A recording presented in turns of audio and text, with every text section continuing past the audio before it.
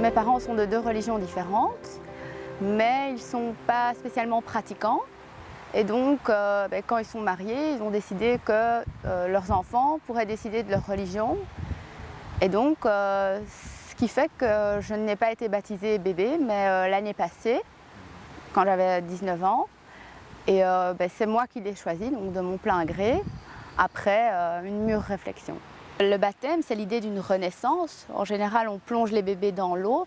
Je ne suis plus un bébé, donc on ne m'a pas plongé dans l'eau, mais en tout cas, je me suis fait asperger la tête d'eau pour l'idée de cette renaissance. Et c'est l'idée de, entre guillemets, quitter la vie qu'on vivait avant pour renaître dans la foi et avec le Christ et avec Dieu à ses côtés. La raison pour laquelle j'ai d'abord demandé le baptême, c'est parce que quand j'étais petite et que j'allais à l'église, je ne pouvais pas communier. Et pour moi, la communion, c'est vraiment quelque chose d'important, parce que c'est en quelque sorte prendre la force du Christ en soi, symboliquement. Et c'est l'idée de faire partie de cette grande famille qu'est l'Église. Et sans être baptisé, symboliquement, Dieu est avec nous, Dieu est toujours présent dans notre vie, mais l'idée de baptême, c'est l'idée que nous, on accepte le Christ et Dieu, et l'idée que le Christ soit mort pour nous.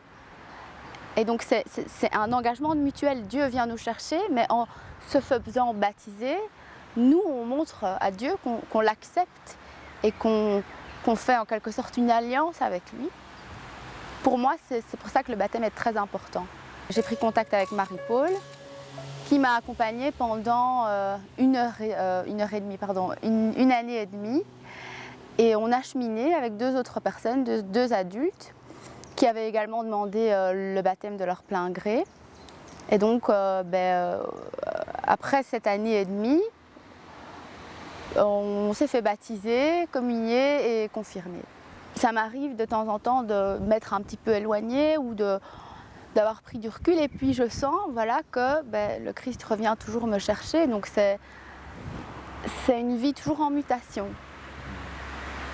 Et à la fois on est soi-même, et à la fois on devient quelqu'un d'autre qui grandit toujours plus. Dieu est toujours avec moi, le Christ est toujours avec moi.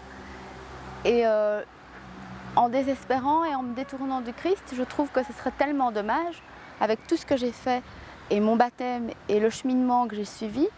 Pour moi, être croyant, c'est un petit plus en fait.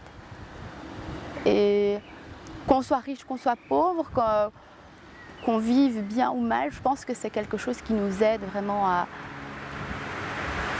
être heureux et à pas garder cet aspect toujours matériel. Je veux dire, être un peu moins terre à terre et plus la tête dans les nuages parfois, ça fait du bien aussi.